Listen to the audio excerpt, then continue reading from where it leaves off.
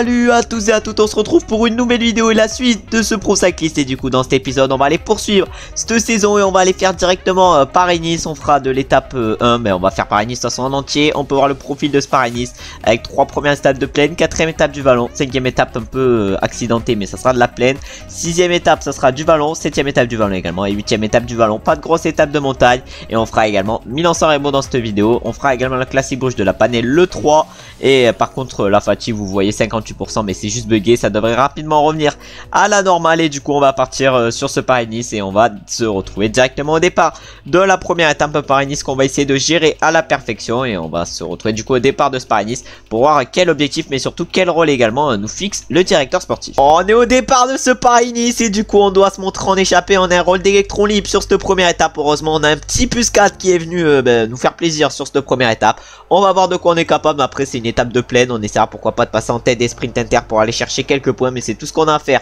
sur cette étape. On espère déjà réussir à prendre l'échappée, ça serait déjà une bonne chose de faite et après on verra comment l'étape se passe. Bon, le directeur sportif nous demande de partir dans l'échappée aujourd'hui, sauf qu'il nous laisse pas partir à nous personnellement dans l'échappée. Du coup je sais pas pourquoi il nous a demandé ça. Bon, on va essayer de faire la meilleure étape possible et on va se retrouver je pense directement à l'arrivée et dans le final pour voir ce qu'on est capable de faire, parce que déjà aller chercher une petite place d'honneur sur cette première étape ça pourrait être intéressant. On est dans les 5 derniers kilomètres de cette étape, on va voir si on est capable de faire pourquoi pas une petite place d'honneur avec notre coureur. En tout cas ça va être l'objectif aujourd'hui. On a des très beaux adversaires face à nous, mais nous on a des très belles stats, va donc falloir essayer d'en profiter. Là on a facture 190, ça le plus 4 il nous aide bien aujourd'hui, mais on va voir si un gros résultat est faisable. En tout cas sur cette étape on va tout donner, alors que devant c'est Christophe Laporte qui est en train d'emmener le train de la Jumbo-Visma avec Wout van Aert dans la roue. Est-ce que nous on peut faire un bon résultat? J'en ai aucune idée. En tout cas on va lancer le sprint à 1 km 200 avec notre coureur. On a essayé de se replacer dans ce final. Bon, on va aller chercher un petit top 25, une fond de top 25 aujourd'hui sur cette étape, mais devant c'est du coup Ethan Vernon qui remporte la première étape de Paris-Nice devant Sébastien Malano et Simone Dehers. Ensuite on a fait droite qui fait 4 et Dainese 5, tandis que nous on termine voilà 23ème en fond de top 25. On avait un objectif d'échapper, sauf que personne ne va nous laisser partir sur ce Paris-Nice parce qu'on fait quand même je pense partie de coureurs intéressants à surveiller en tant qu'outsider sur ce Paris-Nice. Va donc pas falloir je pense nous laisser prendre l'échappée, c'est à dire que les objectifs d'échapper sur cette étape ça va être, sur ce Paris-Nice excusez-moi, ça va être compliqué à aller chercher et on va se retrouver justement directement pour la deuxième étape de cette course. On est maintenant au départ de la deuxième étape de ce Paris-Nice. On a repris de la forme sur ce Paris-Nice, va donc falloir essayer d'en profiter et on va se retrouver sur cette deuxième étape directement dans le final. Bon, ça va finir en légère bosse, mais voilà, hein, pas de quoi effrayer un ours et on va essayer du coup de faire la meilleure étape possible encore une fois et on va se retrouver comme sur la première étape dans le final. On attaque les 5 derniers kilomètres avec notre coureur. On va voir ce qu'on est capable de faire sur cette fin d'étape. On va essayer de faire le meilleur résultat possible. Bon, sur la première étape on a fait une fin de top 25 vu qu'on a fait 23ème. Maintenant sur cette deuxième étape l'objectif ça va être de faire mieux. Est-ce que notre bonne point d'accélération peut nous aider? J'en ai aucune idée, mais je pense quand même qu'elle peut nous permettre d'aller chercher un petit quelque chose aujourd'hui. On va donc essayer d'en profiter, mais là il reste encore 2 km avant l'arrivée, 1 km 900 même. On va tout donner 1 km 700 et là on va bientôt tout donner 1 km 400 et là on va lancer avec notre coureur. Est-ce qu'on est capable d'aller chercher une petite place d'honneur? Ah non, peut-être qu'on a lancé un peu trop tôt et du coup on va se faire sauter par quelques mondes dans le final, mais aujourd'hui ça va être du coup Wout van Aert qui va s'imposer sur cette deuxième étape devant Clément Venturini et Hugo Page. Et ensuite on a Michael Matthews qui fait 4 et Simone Dehers 5, tandis que nous avec notre courant on termine 13ème de cette deuxième étape. C'est un meilleur résultat déjà que sur la première, mais on va essayer d'augmenter les résultats crescendo et pourquoi pas faire encore mieux sur la troisième étape. On est au départ maintenant de la troisième étape. On avait eu que des notes positives sur les deux premières étapes, mais sur cette troisième étape malheureusement on a une note négative et même très négative vu qu'on a un -4 aujourd'hui. Bon, on va essayer de faire avec. De toute façon c'est pas une étape encore qui peut nous convenir cette troisième étape, c'est à dire que ça va se jouer encore au sprint et va falloir donc faire comme sur les deux premières étapes, c'est à dire essayer d'aller chercher une place d'honneur. On est au départ de cette troisième étape de Paris-Nice. Notre rôle est toujours le même, c'est à dire un rôle d'électron libre, mais malheureusement sur cette troisième étape on a notre première note négative de cette Paris-Nice vu qu'on a un -3. Pour l'instant on avait que des notes positives, c'était plutôt pas mal ces deux premières étapes, mais sur cette troisième étape malheureusement on tombe sur une note négative. Bon, on va essayer de faire du mieux possible avec cette note et on va essayer de résister. De toute façon c'est une étape qui ne nous convient pas, c'est une étape de plaine où ça va jouer au sprint, c'est à dire que normalement on ne devrait pas perdre de temps en vue du classement général qu'on devrait jouer normalement sur ce Paris-Nice. Je pense qu'aujourd'hui c'est une étape où on est capable d'un petit quelque chose, va donc falloir le montrer et on va se retrouver dans le final. On est dans les 5 derniers kilomètres de cette troisième étape avec notre coureur. On va consommer le gel énergétique, on va voir ce qu'on est capable de faire aujourd'hui. On va se mettre avec le faux filament, mais là on va essayer évidemment de tout donner encore 4 km avant l'arrivée. Oh, il y a l'air d'avoir du vent dans ce final, non pourtant le vent est pas énorme. Moi je sais pas pourquoi ça fait comme s'il y avait des bordures, mais nous du coup on va essayer de faire le meilleur sprint possible. Le -3 nous a mis mal aujourd'hui, mais on a su quand même résister avec ce -3. On est resté dans le peloton, mais là maintenant on va falloir sur une étape piège essayer de faire un sprint convenable alors que devant ça lance déjà et nous on va lancer 1 km de l'arrivée justement. devant avec notre coureur. On va aller chercher une petite place d'honneur, mais on va aller voir qui c'est qui va s'imposer devant. Et ça va être du coup Michael Matthews qui va remporter cette troisième étape de ce Paris-Nice devant Soren Kragh Andersen et Simone Dehers. Et ensuite on a Clément Venturini qui va faire 4, Paul Péneuet 5 et nous on va terminer malheureusement un peu plus loin aujourd'hui et on va terminer 25e. Pour l'instant c'est notre pire place de Paris-Nice. On espère aller chercher des meilleures places. Pour la fin de ce Paris-Nice il reste encore 5 étapes et il va falloir faire 5 bonnes étapes. On donne tout avec notre coureur du coup dans cette côte du Montbrouilly. Est-ce qu'on a fait les 30 km? Pas encore, on en est à 29 km. Justement si on va jusqu'au sommet comme ça normalement on aura fait 30 km. Mais là on va tout donner. Ah, il y a Mounier devant qui accélère pour la Cofidis. Ça accélère même pour Soren Kragh Andersen, pour Brandon McNulty. Des mecs assez costauds qui accélèrent. Mais nous on va essayer de suivre l'attaque de Julien Lafilippe. Nous on va plus essayer de suivre Caden Groves. Oh, Julien Lafilippe il a été costaud avec son accélération. Mais nous on va essayer d'aller chercher. On fait une belle montée aujourd'hui avec notre coureur. Et on limite bien la casse par rapport à nos principaux adversaires. Et maintenant on va essayer de faire une belle descente. Et on va voir si ça collabore avec nous. Mais pour l'instant on n'est pas trop mal sur cette étape. Ouais, il reste encore 5 km sur cette étape. C'est en train d'exploser de partout. Ça accélère devant nous. Nous on va être à effort curseur jusqu'à l'arrivée. 5 km. On va espérer d'ailleurs que ça gère. En tout cas on est encore 12 dans ce groupe. Mais ça continue à accélérer devant. Ah ouais, est-ce qu'il y a des bons sprinters? Ouais, il y a quand même des mecs assez costauds. Mais devant c'est Robert Stannard qui est en train de faire la différence dans ce final. Il a l'air très très costaud avec son plus 1. On a Julien Lafilippe qui le poursuit. Lui qui est également plus 1. On a Madou Assa plus 1 également qui est bien. Il reste encore 1 km avant l'arrivée. Notre sprint est-ce qui va être miteux? Est-ce qu'on va aller chercher une petite place d'honneur? J'en ai aucune idée. Mais devant ça va être Caden Groves qui va remporter cette 4ème étape. Le seul sprinter qui était encore en lice. Et il s'impose du coup devant un coéquipier australien lui, c'est-à-dire Robert Stannard. Ensuite on a Soren Kragh Andersen qui fait 3. Matthew Jorgensen 4. Brandon McNulty 5. Tandis que nous on termine 13ème d'un groupe de 13. Bon, ça nous correspond bien. On aura fait du coup les 30 km sur les 30 qu'on devait faire à l'avant. Et maintenant on va aller attaquer la 5ème étape de ce Paris-Nice, bien placé au général. Allez, on est au départ maintenant de la 5ème étape de ce Paris-Nice. On a encore une fois un rôle d'électron limé. Cette fois-ci on a 0, c'est-à-dire que nos stats s'améliorent un peu, même si pour l'instant on n'a pas des stats de fou furieux quand même sur ce Pro Cyclist. Je pense qu'on va rapidement avoir des stats très intéressantes et je pense que le niveau 28 peut être décisif pour la progression et je pense qu'on peut avoir une progression de fou, en tout cas on va l'espérer. Et on va se retrouver sur cette 5ème étape de Paris-Nice directement dans le final. On est dans les 5 derniers kilomètres sur cette 5ème étape de Paris-Nice. Bon, il s'est pas passé grand chose encore une fois sur cette étape. Ça va être un peloton plutôt groupé qui va jouer la victoire et ça va se jouer sûrement entre les sprinters. Nous il nous reste 3 km pour qu'on fasse un truc de convenable. On va essayer justement de se replacer dans ce final d'étape en se mettant notamment effort curseur 99. Voilà, peut-être qu'à la sortie du virage on va pouvoir commencer à sprinter. En tout cas on va tout faire pour, et on va tout faire pour faire un bon sprint surtout. Mais malheureusement on ne gagnera pas aujourd'hui. De toute façon on n'est pas encore assez bon au sprint. Et ça va être justement Ethan Vernon qui va aller chercher la victoire aujourd'hui. Et non, même pas, ça va être Caden Groves qui va s'imposer sur cette 5ème étape. Il a doublé dans les derniers mètres Ethan Vernon qui fait donc 2. Et ensuite on a Broto Messo, notre coureur de la Nice Métropole, même s'il va quitter l'équipe, qui fait 3. Et ensuite on a Soren Kragh Andersen qui fait 4.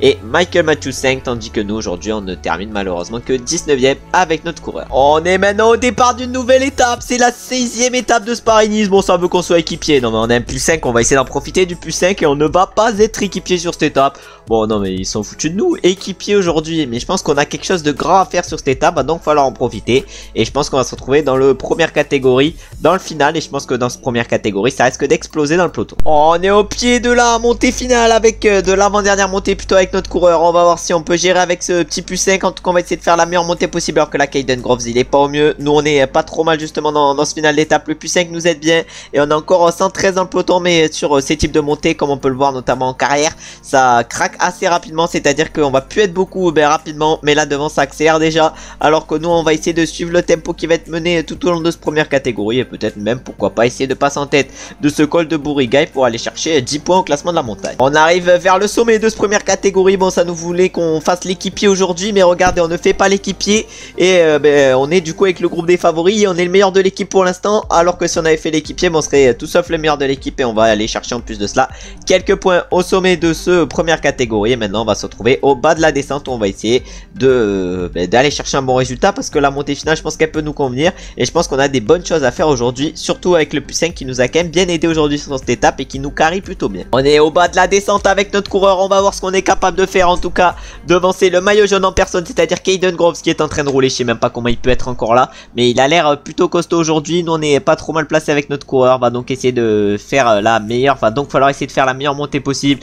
Mais là du coup on va consommer notre gel énergétique à 3 km de l'arrivée. Il y en a un qui m'a dit que c'était 3 km pour les finales en montée. Bon après je l'ai peut-être pris un peu trop tard parce qu'avant la montée il y a quand même un long moment de plat. Et là du coup on va se mettre en faufilement pour se faire gêner par personne. Et on va essayer de faire la meilleure montée possible.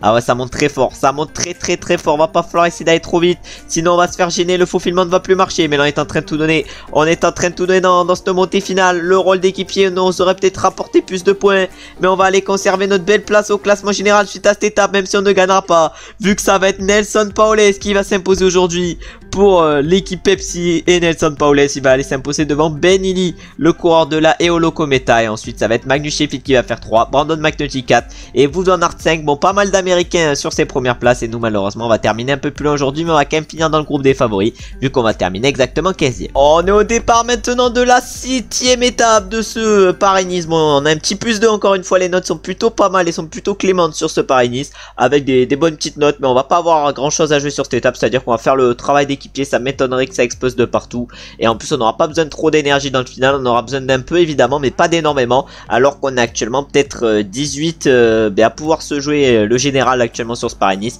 Il restera encore la 8e étape après, mais malheureusement les secondes de bonus vont être compliquées à prendre, c'est à dire que je pense qu'on peut peut-être aller chercher un top 10 sur ce Paris-Nice, mais ça va être compliqué quand même de faire largement mieux. On est dans les 5 derniers kilomètres de cette étape, on va tout donner avec notre coureur. On est encore une fois dans le peloton, mais la victoire va être quand même compliquée à aller chercher. On a fait 15 km en tant qu'équipier sur les 30 qu'on devait faire, mais ça nous demande de faire l'équipier, alors qu'on est limite le meilleur de l'équipe. Je comprends à chaque fois pas ça, mais là du coup on va essayer de faire la dernière montée finale, la plus express, et on va essayer de tenir les meilleurs dans cette montée. Ah, on a un curseur 93, 95, là ça accélère très fort devant. Les 5 de devant ils ont l'air très costauds, mais nous malheureusement on n'a pas su accrocher leur roue. On va tout donner dans ce sprint final, mais on n'ira pas chercher les 5 de devant, et on va aller chercher peut-être une place d'honneur, mais rien de mieux. Et ça va être Madouas qui va aller remporter cette 7e étape de Paris-Nice devant Julien Lafilippe et Wout van Aert, doublé français aujourd'hui. Ensuite on a Paoles qui fait 4 et Jorgensen 5, tandis que nous on va aller chercher quand même un petit top 10 aujourd'hui, premier top 10 de ce Paris-Nice avec la 9e place. Et on va aller attaquer maintenant directement la 8e et dernière de l'étape de ce Paris-Nice,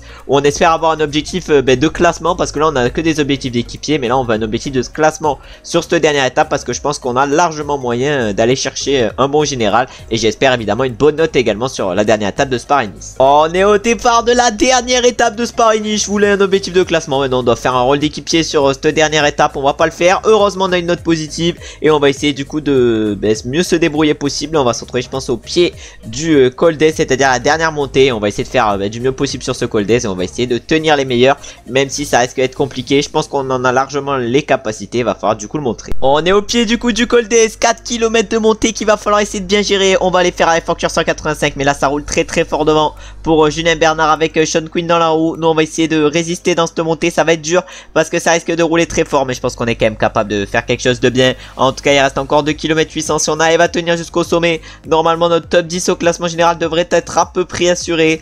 Ouais, normalement ça devrait être un peu le cas. On est à 14 secondes au général, on est 15, on n'est pas 15 à 14 secondes, mais voilà, à 14 secondes on n'est pas beaucoup. En tout cas nous on va essayer de tenir avec notre coureur le top 10 du général, alors que là devant ça accélère, notamment pour Simon Yates qui en a mis une belle. On est encore 120 dans ce groupe. Ah ouais, mais là ça accélère devant nous, pourquoi pas en tenter une également. On entend une, il y a Primoz Roglic qui nous suit, il y a Sergio Higuita également. Ah ouais, nous on va essayer d'aller choper, d'aller doubler Simon Yates sur le poteau, mais on va le rattraper. Et maintenant on va essayer de tout donner, et on va espérer que ça collabore avec nous dans cette descente. Est-ce que ça veut bien collaborer? Ouais, Higuita il veut collaborer. Ah ouais, Higuita il accélère bien vers le sommet. On a à peu près 40 secondes d'avance par rapport au peloton. On espère que ça va bien collaborer dans ce groupe, et je pense qu'il y a moyen qu'on fasse quelque chose de bien tous ensemble. On arrive dans les 5 derniers kilomètres de cette étape. On a encore 20 secondes d'avance à peu près par rapport au peloton. L'écart a fortement diminué, on est passé de 40 secondes tout à l'heure à maintenant plus que 20 secondes, mais c'est le fin de descente qui nous attend. Ah ouais, mais là va falloir essayer de tout donner, on va se mettre à Facture 185. On va essayer évidemment de suivre nos adversaires qui vont peut-être lancer le sprint de taux. Nous on a une barre rouge qui est presque entière. Est-ce qu'on va être capable de faire un beau sprint? Le top 5 normalement devrait être à peu près assuré aujourd'hui, mais est-ce qu'on est capable de mieux? J'en ai aucune idée. Oh, le sprint calamiteux qu'on est en train de faire. Ah, ils sont beaucoup plus rapides devant nous, et nous on va aller chercher que la 5e place, mais devant ça va être Higuita qui va remporter cette 8e et dernière étape de Paris-Nice devant Kevin Vauclin, Simon Yates et Roglic, et nous du coup on termine 5e. Bon, le meilleur résultat même de ce Paris-Nice, et derrière on a Michael Matthews qui fait 6, et on va aller voir directement les podiums de ce Paris-Nice pour voir si on a réussi à aller chercher un beau classement général suite à cette dernière étape, et pour voir également si les écarts ont été comptés, alors que nous là on espère quand même une bonne progression en sprint au prochain niveau, parce que là ça devient quand même assez cata nos sprints, même si on est dans un groupe en petit comité, on arrive à chaque fois à finir dernier de ce groupe, c'est-à-dire que ça devient quand même un peu embarrassant. Il va falloir essayer de faire mieux sur les prochains épisodes, mais du coup là on peut voir le classement de cette étape où du coup les écarts n'ont pas été comptés, et du coup le top 10 au général, on ne va pas le réussir évidemment vu que les écarts sont pas comptés. C'est Wout van Aert qui va remporter ce Paris-Nice devant Michael Matthews. Au classement du meilleur grimpeur, c'est Dorian Godon qui s'impose, dont on termine 4ème. Au classement par points, c'est Michael Matthews qui s'impose. Au classement des jeunes, c'est Magnus Sheffield et dont on termine 2ème à 4 secondes. Bon, si seulement les écarts avaient été comptés sur cette dernière étape, on aurait été sûr de terminer dans le top 10 du général, mais malheureusement ça n'a pas été le cas. Et on signe notre premier top 5 en World Tour suite à cette étape. C'est ça, par contre, c'est très intéressant. Et on en poche 34 points suite à ce Paris-Nice. Ça également, c'est plutôt pas mal. On n'aura pas fait le rôle d'équipier, mais on aura empoché quand même quelques points. Maintenant, on va aller attaquer directement les 3 dernières courses de la vidéo, c'est-à-dire Milan-San Remo, la classique Bruges de la Panne et le 3. Notre forme risque de baisser parce que là, on a un moment de repos après ce Paris-Nice, c'est-à-dire qu'on va pas être en énorme forme pour Milan-San Remo, mais on va essayer quand même de se débrouiller et on va se retrouver au départ de cette course en espérant pourquoi pas attaquer dans le podio. On est au départ de Milan-San Remo, on a un petit plus 1. Aujourd'hui, on doit travailler en tête de groupe 45 km. On a du coup un rôle d'équipier sur ce Milan-San Remo. On va essayer de le tenir au mieux, ce rôle d'équipier. On va se retrouver directement dans le podio où on va tenter pourquoi pas une accélération si on a encore assez d'énergie après le rôle d'équipier qu'on aura effectué. Il reste 10 km avant l'arrivée, mais ça a un peu explosé dans le peloton, c'est-à-dire que là, gagner ce Milan-San Remo va être quand même compliqué. Au moins, on a fait le rôle d'équipier vu qu'on a fait 55 km en tête de groupe sur les 45 qu'on devait faire, mais maintenant on va essayer de se replacer dans ce podio parce que je pense que c'est le meilleur moment pour essayer de faire ça, alors que devant ça accélère pour certains. Ah ouais, devant il y en a certains qui sont costauds. Nous on a utilisé le faufilement un peu pour nous replacer. On va tenter une attaque vers le sommet, je sais pas si ça va nous suivre pour au moins essayer d'aller chercher le top 5 parce que là le top 4 je pense qu'il est fait devant avec VDP, avec Pidcock. Vendrame il ne peut plus suivre. Ah ouais, Vendrame il a fait trop d'efforts, mais nous on va tout donner vers le sommet dans la descente, mais on a 20 secondes de retard par rapport au groupe Matteo Trentin. Je sais pas qui c'est qui a devant et également devant, mais c'est des mecs costauds hein. Ah ouais, c'est des mecs costauds. On a du Matteo Trentin, on a du VDP et après je sais pas qui c'est qui est le dernier, mais là ça roule très fort.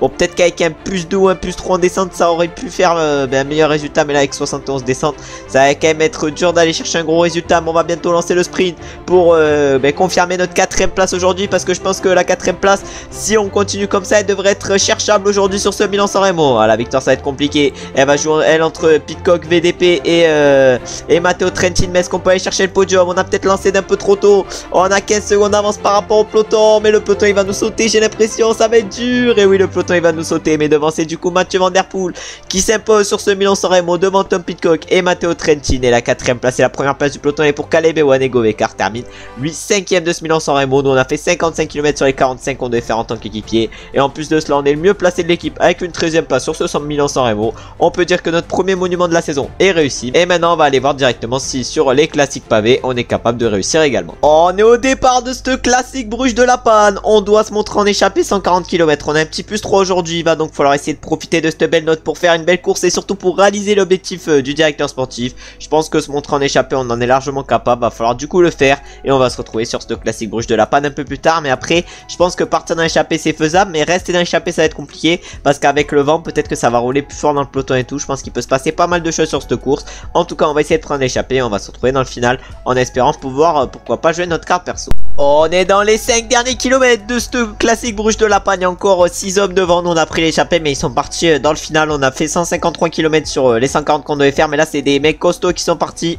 Ils ont utilisé un peu le vent pour s'envoler, et nous on va essayer de faire évidemment le meilleur sprint possible. Mais après en dehors du top 6 ça va être compliqué de faire un bon sprint, va falloir essayer de gérer. On a 75 d'axel, 58 de sprint actuellement avec ce plus 3, va donc falloir essayer de faire du mieux possible. On va lancer à la sortie de ce virage, on va voir ce qu'on est capable de faire. On espère faire un beau sprint, mais ça va être quand même compliqué d'aller chercher une petite belle place. Mais devant c'est qui va aller chercher la victoire? Oh, ça va jouer entre néerlandais et français, ça va être Taco Van Der Hoorn qui va s'imposer devant Christophe Laporte et Nils Seekhoff. Et ensuite on a Stefan Koen qui fait 4 et Dries de Bonne 5, tandis que nous malheureusement on va finir vers l'arrière de ce groupe de 25 vu qu'on va terminer exactement 26ème de ce classique Bruges de la Panne. Bon, un résultat encore convenable, même si c'est pas exceptionnel. On aura au moins fait l'objectif d'échapper aujourd'hui en faisant 153 km sur les 140 qu'on devait faire. On a donc réussi notre rôle de baroudeur, et maintenant on va se retrouver directement pour la dernière course de la vidéo, c'est-à-dire à nouveau une classique flandrienne. Et sur cette dernière course de la vidéo on va voir encore une fois notre rôle, et si notre rôle évolue ou pas, c'est à dire que si on change du rôle de baroudeur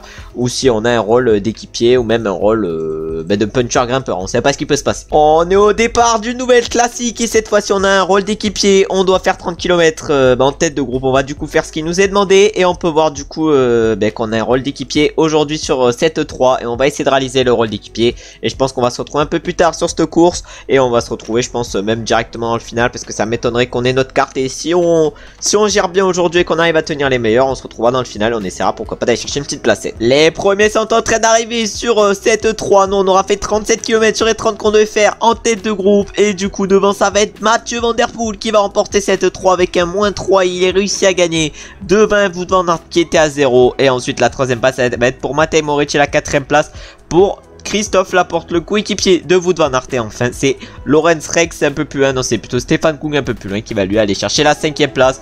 Bon la dernière course de la vidéo aura été à l'image justement de cette vidéo. Pas exceptionnel, pourtant si encore je dis qu'elle n'a pas été exceptionnelle la vidéo, on a quand même fait un très bon Paris-Nice, du coup j'ai pas à me plaindre. Non, j'ai pas à me plaindre, même si on n'a pas réussi à aller chercher le top 10 sur Paris-Nice, on a réussi à aller faire notre premier top 5 en World Tour. Quelques petites places d'honneur, maintenant par contre va falloir essayer de gagner en World Tour, hein, parce qu'on tourne autour mais on n'arrive pas à gagner. Va falloir rapidement gagner en World Tour, alors que là Mathieu Van Der Poel a du coup magnifiquement remporté cette course. Et notre premier coureur pour l'équipe c'est Anthony Turgis qui fait 10. En vrai une 10e place c'est pas trop mal, je sais pas si ça va me rapporter plus de points, non ça m'étonnerait quand même. Mais du coup comme je le disais, la vidéo a été quand même plutôt pas mal au niveau de Paris-Nice. Après Milan-San Remo on a bien géré, on a failli aller chercher la 4e place. Malheureusement on s'est fait doubler par les sprinters dans le final, on n'a pas réussi à accrocher les 3 de devant. Parce que je pense que si on avait réussi à accrocher les 3 de devant, on allait chercher au moins une 4e place minimum sur ce Milan-San Remo. Malheureusement on n'a pas réussi, mais c'est pas très grave. Et du coup on empoche 19 points après cette 3 et ce travail d'équipier ainsi que la 10e place d'Anthony Turgis. C'est plutôt pas mal, on est maintenant à peu près à la moitié du niveau 26. Et dans la prochaine vidéo on ira faire le tour du Pays Basque, on ira faire également l'Amstel Gold Race, la Flèche, Liège et Francfort, c'est-à-dire et la classique de Francfort, c'est-à-dire toutes les courses avant le Giro, un Giro qui nous attendra du coup dans la vidéo d'après, un Giro qu'on fera donc en 2 parties. Sur notre premier grand tour, c'est-à-dire la Vuelta, ça s'était pas très bien placé, on espère évidemment que ça se passera mieux sur le Giro, mais ça sera dans 2 vidéos, c'est-à-dire qu'on a encore le temps d'au moins 4 jours avant que ça arrive et peut-être même plus. Bon on verra bien, 4 ou 5 jours, en tout cas ça arrivera rapidement. Mais j'espère évidemment comme d'habitude que la vidéo vous a plu, j'espère que les résultats convenables sur Paris-Nice ainsi que les classiques où on a eu un rôle d'équipier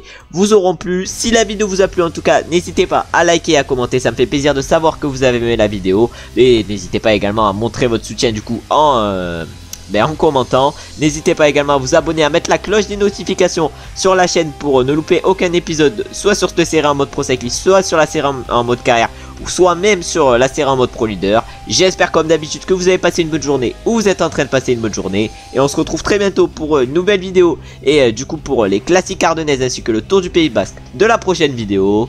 Ciao ciao ciao.